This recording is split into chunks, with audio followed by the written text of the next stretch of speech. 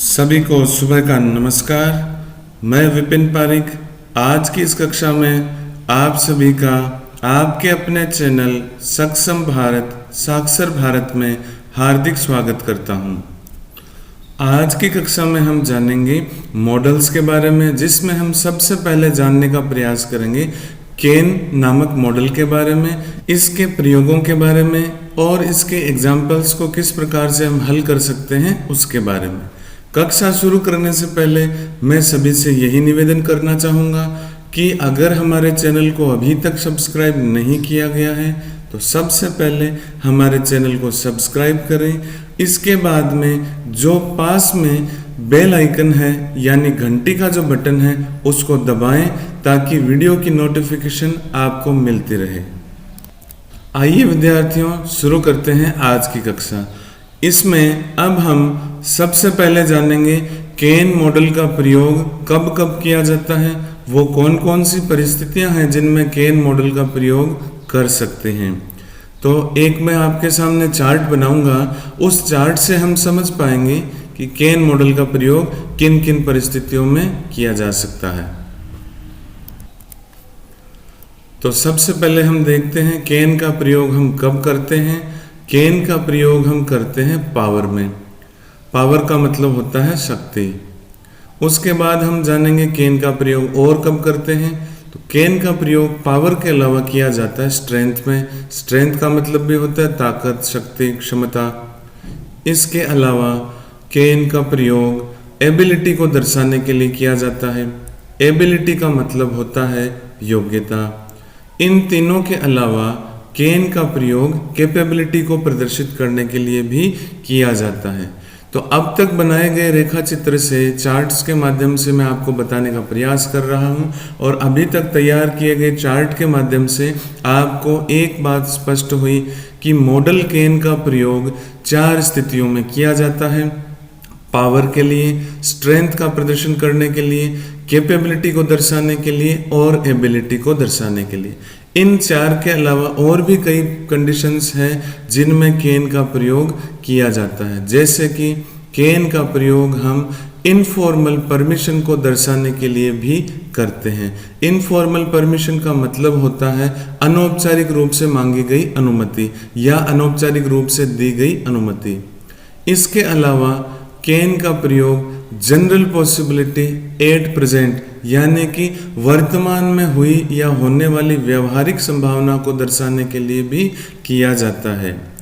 इन दोनों के अलावा एक और प्रयोग है, यानी एक और पॉइंट है जिसका प्रश्न में जानकारी आने पर हम उत्तर के रूप में केन का प्रयोग करते हैं, और वो है नेचर। किसी व्यक्ति, किसी वस्तु, किसी प्राणी अथवा जानवर का नेचर बताने के लिए, उसकी प्रकृति बताने के लिए, उसका स्वभाव बताने के लिए भी हम केन का प्रयोग करते हैं। तो नेचर का मतलब हुआ प्रकृति अथवा स्वभाव। और आखिरी जो बिंदु है उसमें भी हम केन का प्रयोग कर सकते हैं, और वो बिंदु है विद्यार्थियों हैबिट। किसी व्यक्ति की, किसी जानवर अथवा प्राणी की अथवा किसी निर्जीव चीज की आप हैबिट बताएं, आदत बताएं, तो भी आप केन का प्रयोग कर सकते हैं। तो विद्यार्थियों, ये वो चार्ट है जो मैंने आपके सामने तैयार किया है। इस रेखा चित्र को समझते हुए आप आसानी से ये बात तो समझ गए होंगे कि केन का प्रयोग हम इन 8 परिस्थितियों में करते हैं। ये परिस्थितियां आपके सामने हैं। आप चाहें तो यहाँ पे स्क्रीनशॉट बना करके हमेशा के लिए इस चार्ट को अपने पास स्थायी बना सकते हैं। अब मैं आपको बताऊंगा कि इन सभी कंडीशंस का मतलब क्या होता है और कब कब ये कंडीशन काम आती है और कैसे केन का प्रयोग इन कंडीशंस में किया जाता है। तो विद्यार्थियों, आइए चलते हैं आगे। यहाँ आप देख रहे हैं विद्यार्थियों, एक सारणी मैंने तैयार की है, एक टेबल मैंने तैयार की है, जिसमें आपको केन के प्रयोग संबंधी जो कंडीशंस हैं, जो पॉइंट्स हैं, वो लिखे हुए मिल रहे हैं, और दूसरी तरफ इनका स्पष्टीकरण लिखा हुआ मिल रहा है कि ये पॉइंट है क्या बताते हैं और क्यों केन का प्रयोग इन पॉइंट्स की वजह से किया जाता है। तो मैं एक एक करके आपको बताऊंगा, आप ध्यान से देखिएगा, ध्यान से सुन करके ध्यान से समझने का प्रयास कीजिएगा। पहला बिंदु है पावर। पावर का मतलब होता है शक्ति, और ये पॉइंट जब हमारे प्रश्न में आता है तो इसका मतलब ये होता है कि इस पॉइंट के माध्यम से हमें व्यक्ति की मानसिक शक्ति अथवा शारीरिक शक्ति को बताने का प्रयास किया जाता है। मैं फिर से बता देता हूँ, पावर का अगर प्रयोग पॉइंट के रूप में, हिंट के रूप में, जानकारी के रूप में अगर प्रश्न में किया जाता है तो इसका एक ही मतलब होता है, प्रश्न में आपको ये बताया जाता है कि कोई व्यक्ति है जिसकी मानसिक शक्ति बहुत अच्छी है या उसकी शारीरिक शक्ति बहुत अच्छी है। ऐसे में हम कैन का प्रयोग करते हैं। फिर आता है विद्यार्थियों स्ट्रेंथ। स्ट्रेंथ का मतलब होता है ताकत या शक्ति, या फिर यूं कहे हम क्षमता। तो अगर इस बिंदु का प्रयोग प्रश्न में किया जाएगा तो प्रश्न में हमें क्या जानकारी दी जाएगी? प्रश्न में हमें जानकारी दी जाएगी किसी व्यक्ति अथवा किसी वस्तु की शक्ति के बारे में बताया जाएगा। वस्तु की शक्ति भी हो सकती है, व्यक्ति की शक्ति भी बताई जा सकती है। यह सब कैसे होगा मैं एक एक एग्जाम्पल से आपको आगे समझाऊंगा। फिर आता है एबिलिटी।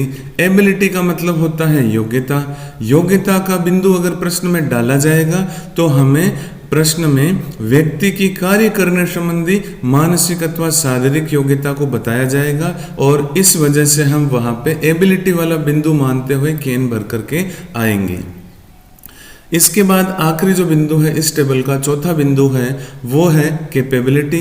कैपेबिलिटी का मतलब भी योग्यता होता है, किसी कार्य को करने में दक्ष जो व्यक्ति होता है उसके लिए इसका प्रयोग किया जाता है। व्यक्ति की सामान्य योग्यता बताने के लिए इस बिंदु का प्रयोग प्रश्न में किया जाता है। तो अब तक आपने देखा इन चारों बिंदुओं के बारे में क्या क्या ये सूचनाएं प्रश्न में अपने साथ लेके आते हैं और क्यों हमें कैन भरना होता है इनके होने की वजह से, ये मैंने बताया। अब हम जानते हैं अगले चार बिंदुओं के बारे में। अगले चार बिंदु विद्यार्थियों इस टेबल में आपके सामने हैं। अगला बिंदु जो आता है वो है इनफॉर्मल परमिशन, मतलब होता है अनौपचारिक अनुमति। ये बिंदु जब प्रश्न में आता है तो हमारे को ऐसी जानकारी मिलती है प्रश्न में कि कोई व्यक्ति किसी को अनौपचारिक रूप से अनुमति लेता है या कोई व्यक्ति किसी को अनौपचारिक रूप से अनुमति देने का कार्य करता है। तो कहने का मतलब है प्रश्न में जब भी ये सूचना मिले कि अनौपचारिक रूप से अनुमति ली गई है अथवा दी गई है तो वहां हम इनफॉर्मल परमिशन का पॉइंट मानते हुए उत्तर में खाली स्थान में कैन भर करके आएंगे। कैसे करेंगे ये मैं अभी आपको एग्जाम्पल से बताऊंगा। उससे पहले जान लेते हैं अगले तीनों बिंदुओं के बारे में। अगला बिंदु है विद्यार्थियों जनरल परमिशन, माफ कीजिएगा जनरल पॉसिबिलिटी। जनरल पॉसिबिलिटी का मतलब होता है सामान्य संभावना, साधारण संभावना।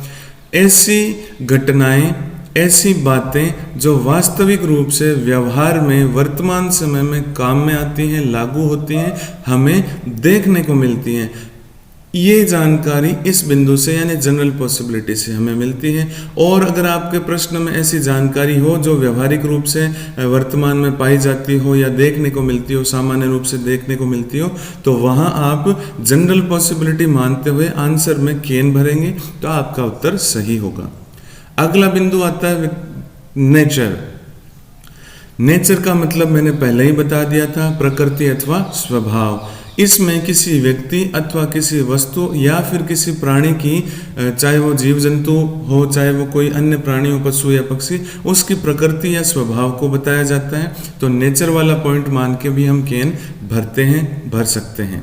हैबिट जो आखिरी बिंदु है कैन के प्रयोग संबंधी बिंदुओं में से, हैबिट का मतलब होता है आदत।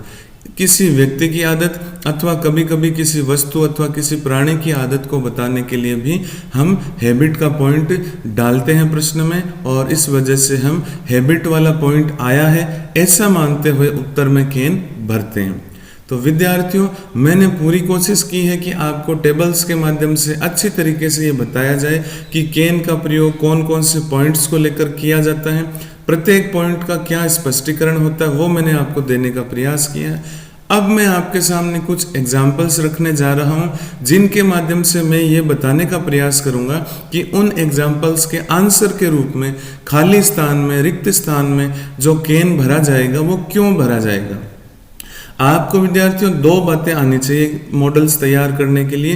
पहली जो बात है विद्यार्थियों वो ये है कि आपको ये पता होना चाहिए कि कौन सा मॉडल कब कब काम में आता है, यानी उससे संबंधित पॉइंट्स क्या क्या होते हैं। और दूसरा, थोड़ा सा आपको दिए गए प्रश्न का हल्का सा अनुवाद करना आना चाहिए, उसका भाव समझना आना चाहिए, आप केन आसानी से भर सकते हैं। ये लीजिए पहला उदाहरण आपके स्क्रीन पर, ये एग्जाम्पल है, he can lift these heavy boxes. ये एग्जाम्पल है विद्यार्थियों। अब आपने देखा होगा इस एग्जाम्पल के अंदर जो खाली स्थान वाली जगह है उसको मैंने कैन से भर रखा है। अब वो क्यों भरा गया ये मैं आपको बताऊंगा। तो हमें सबसे पहले इसका अनुवाद करना चाहिए, जैसा भी हम कर सकते हैं थोड़ा बहुत। तो लिफ्ट का मतलब होता है उठाना, ही कैन लिफ्ट, वह उठा सकता है, दीज हैवी बॉक्सेस, इन भारी बक्सों को, कोई व्यक्ति है जो इन भारी बक्सों को आसानी से उठा सकता है, ऐसी जानकारी हमें मिल रही है। तो जब कोई व्यक्ति के द्वारा भारी बक्से उठाए जाते हैं इसका मतलब उसके शारीरिक क्षमता की बात की जाती है। ये देखिए विद्यार्थियों, इस सवाल को मैं इस चित्र के माध्यम से समझाने का प्रयास कर रहा हूं आपको। एक चित्र आपके सामने है जिसमें बहुत सारे कार्टून्स पड़े हैं, बहुत सारे बक्से पड़े हैं पीछे की ओर, और एक व्यक्ति इस चित्र में अपने साथ एक बार में 3 बड़े बड़े बक्से ले जा रहा है। इसका मतलब इस व्यक्ति की क्षमता जो है, शारीरिक क्षमता जो है बहुत अच्छी है, और यही बात प्रश्न में बताई जा रही है कि he can lift these heavy boxes, ये व्यक्ति इन भारी बक्सों को उठा सकता है। इसका मतलब क्या हुआ, इस प्रश्न में हमने कैन क्यों किया, इस प्रश्न में कैन हमने इसलिए भरा क्योंकि व्यक्ति की शारीरिक क्षमता की जानकारी हमें प्रश्न में दी गई है। तो मैं समझता हूं आप इसका उत्तर क्यों आया ये कारण समझ गए होंगे। आइए चलते हैं एक और उदाहरण की ओर। Madhav can solve any questions of this book. Madhav नाम का कोई लड़का है, वो इस पुस्तक के, कोई पुस्तक है, उस पुस्तक के कोई भी क्वेश्चन को, कोई भी प्रश्न को, किसी भी प्रश्न को हल कर सकता है। अब किसी भी प्रश्न को या किसी भी पहेली को, किसी भी समस्या को सुलझाने का मतलब उस व्यक्ति के मानसिक स्तर की बात की जा रही है, वो व्यक्ति मेंटली कितना स्ट्रांग है इसकी बात की जा रही है। देखिए मैं आपको एक चित्र से बताता हूँ। ये वो व्यक्ति है माधव, और ये व्यक्ति मानसिक रूप से बहुत ही सक्षम है, यानी इसकी मेंटल एबिलिटी जो है, मानसिक योग्यता बड़ी सक्षम है।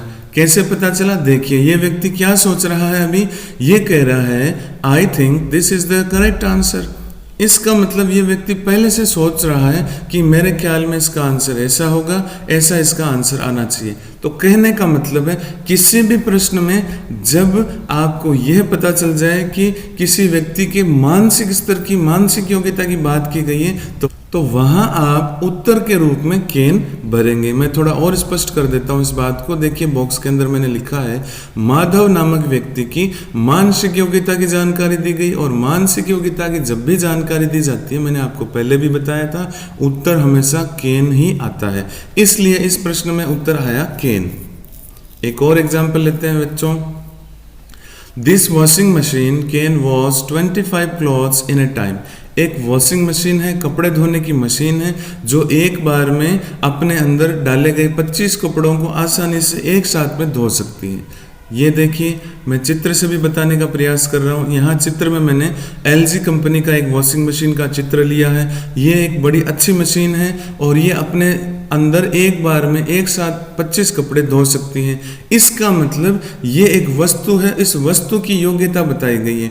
तो जब मैंने वीडियो शुरू किया था उस समय मैंने आपको बताया था किसी व्यक्ति अथवा किसी वस्तु की योग्यता भी बताई जाए या किसी प्राणी की, चाहे वो पशु पक्षी ही क्यों ना, उनकी भी अगर योग्यता बताई जाती है तो भी हम वहाँ पे कैन का प्रयोग करते हैं, और इस वजह से यहाँ भी हमने कैन का प्रयोग किया है। देखिए स्पष्टीकरण बॉक्स के अंदर LG वॉशिंग मशीन जो एक बार में अपने अंदर बहुत सारे कपड़े धोने की क्षमता रखती है। इस मशीन की क्षमता की जानकारी मिलने के कारण हमारे उत्तर के रूप में रिक्त स्थान में कैन आया है। अगला प्रश्न लेते हैं विद्यार्थियों। अगला प्रश्न है now a days LED can be found in every family. Now a days का मतलब होता है आजकल। आजकल LED टीवी जो है वो प्रत्येक परिवार में पाए जाते हैं। यानी कि आजकल ज़्यादातर घर जो होते हैं या अधिकांश जो घर होते हैं उनमें एलईडी टीवी का चलन हो गया है। इसकी जानकारी इस प्रश्न में मिलती है। और इसका क्या मतलब हुआ विद्यार्थियों, ये देखिए आपके स्क्रीन पर एक एलजी का ultra HD television 4K television आया है। इस प्रकार के टेलीविजन आजकल हर घरों में पाए जाते हैं। तो इस प्रश्न में केन क्यों भरा हमने विद्यार्थियों? इस प्रश्न में केन हमने इसलिए भरा क्योंकि इस प्रश्न में जानकारी मिलती है कि एलईडी टीवी आजकल लगभग सभी घरों में पाए जाते हैं और ये जो बात है ये वर्तमान में सामान्य संभावना वाले बिंदु को बताती है, उसका सूचक है ये, यानी जनरल पॉसिबिलिटी वाला पॉइंट इस चौथे एग्जाम्पल में हमें मिला है। और जनरल पॉसिबिलिटी जब भी हमें मिलती है हम आंसर में मॉडल के रूप में केन को भर करके आते हैं, इसलिए हमारा उत्तर हुआ इस प्रश्न में केन। आइए अगला प्रश्न देखते हैं। An honest man can not harm others, ये कैन का नेगेटिव एग्जाम्पल लिया मैंने। ऑनेस्ट मैन का मतलब होता है ईमानदार व्यक्ति, हार्म का मतलब होता है नुकसान पहुंचाना, अदर्स का मतलब होता है दूसरों को। तो कहने का मतलब क्या हुआ, एक ईमानदार व्यक्ति कभी भी दूसरों को नुकसान नहीं पहुंचाता। इस प्रश्न से हमें क्या जानकारी मिली विद्यार्थियों? इस प्रश्न से हमें जानकारी मिली एक ईमानदार व्यक्ति के गुण के बारे में हमें जानकारी मिली, या यूं कहें उसके नेचर के बारे में हमें जानकारी मिली, उसके प्रकृति अथवा उसके स्वभाव के बारे में जानकारी मिली। ये देखिए विद्यार्थियों, यहाँ एक चित्र है एक तरफ और एक तरफ एक बॉक्स में स्पष्टीकरण है। इस प्रश्न के उत्तर में केन का प्रयोग हमने क्यों किया नोट के साथ उसका। तो चित्र में देख के आप समझ गए होंगे कि एक व्यक्ति है जो मुसीबत में पड़े हुए बाकी व्यक्तियों का अपना हाथ आगे बढ़ाते हुए सहयोग करने का प्रयास कर रहा है। तो कहने का मतलब है ईमानदार व्यक्ति जो होता है उसकी ये आदत होती है, उसका ये नेचर होता है, प्रकृति होती है, स्वभाव होता है कि वो दूसरों को कभी तकलीफ या परेशानी नहीं देता। आदत और प्रकृति की सूचना इस प्रश्न में हमें मिली है, इस वजह से हमने नोट से पहले केन का प्रयोग किया है। तो ये आप हमेशा ध्यान में रखिएगा। अब चलते हैं अगले प्रश्न की ओर। अगला प्रश्न है विद्यार्थियों आपकी स्क्रीन पर, anyone can make mistakes in their life. Anyone का मतलब कोई भी व्यक्ति से, किसी भी व्यक्ति से है। मेक मिस्टेक्स का मतलब गलतियां कर सकता है। इन देयर लाइफ अपने जीवन में, कोई भी व्यक्ति अपने जीवन में गलतियां कर सकता है, मतलब किसी के द्वारा भी जीवन में कोई ना कोई गलती की जा सकती है, कोई भी कभी भी गलती कर सकता है। तो ये जो बात है ये भी हमें दर्शाती है कि ये बात व्यवहार में सामान्य संभावना की सूचक है। गलतियां किसी से भी हो सकती है और कभी भी हो सकती हैं। तो ये प्रश्न के अंदर हमें जानकारी मिल रही है जनरल पॉसिबिलिटी वाले पॉइंट की। आइए मैं आपको चित्र से बताने का प्रयास करता हूँ। देखिए ये एक बालक है, ये एक व्यक्ति है जिसने कोई गलती कर ली, अब इसको इस गलती का पछतावा हो रहा है, इसलिए सर पकड़ के बैठ गया। तो कहने का मतलब है इंसान का स्वभाव होता है कि वो जाने अनजाने में गलती कर देता है और वो गलती किसी के द्वारा भी हो सकती है। तो अपने जीवन में कोई भी गलती कर सकता है और जीवन में घटित होने वाली सामान्य संभावना को ये बात हमें बताती है। तो इस प्रश्न के अंदर हमें जो बिंदु मिला है वो है जनरल पॉसिबिलिटी वाला पॉइंट। और जनरल पॉसिबिलिटी एट प्रेजेंट का पॉइंट जब भी आए प्रश्न में, हम मॉडल्स के अंदर से केन मॉडल को रिक्त स्थान में भर करके आएंगे, हमारा उत्तर सही हो जाएगा। तो विद्यार्थियों, मैंने उदाहरणों के माध्यम से, चित्रों के माध्यम से, बॉक्सेस के माध्यम से, टेबल्स के माध्यम से, चार्ट्स के माध्यम से आज के वीडियो में आपको मॉडल केन के बारे में बताने का प्रयास किया। मुझे पूरा विश्वास है कि आज के वीडियो को अगर आपने ध्यान से देखा है, मुझे आपने ध्यान से सुना है, तो केन मॉडल के प्रयोग संबंधी एक एक बिंदु आपने अच्छे से समझ लिए होंगे, एग्जाम्पल्स आपको अच्छे से समझ में आ गए होंगे। इन्हीं बिंदुओं को प्रयोग करते हुए आपके प्रश्न आपकी पुस्तिका में दे रखे हैं, जो आपकी बुक है गोल्डन रेज, उसमें आपको प्रश्न मिल जाएंगे। उन प्रश्नों को हल कीजिए और उनके अलावा और भी कोई प्रश्न है तो उनको हल कीजिए। किसी प्रकार की यदि समस्या आती है तो आप हमसे संपर्क कर सकते हैं। व्हाट्सएप नंबर आपको डिस्क्रिप्शन में मिल जाएंगे यदि आप विस्तृत चर्चा करना चाहते हैं तो, और यदि आप मुख्य मुख्य बातों संबंधी जानकारी प्राप्त करना चाहते हैं तो आप हमें कमेंट बॉक्स में लिख करके भी हमसे संपर्क कर सकते हैं। आज के लिए फिलहाल इतना ही विद्यार्थियों, मुझे दीजिए इजाजत। कल फिर हाजिर होंगे मॉडल्स के अंतर्गत एक नए टॉपिक को लेके, एक नए मॉडल को आपके सामने रखने के लिए। तब तक के लिए धन्यवाद। जय हिंद, जय भारत।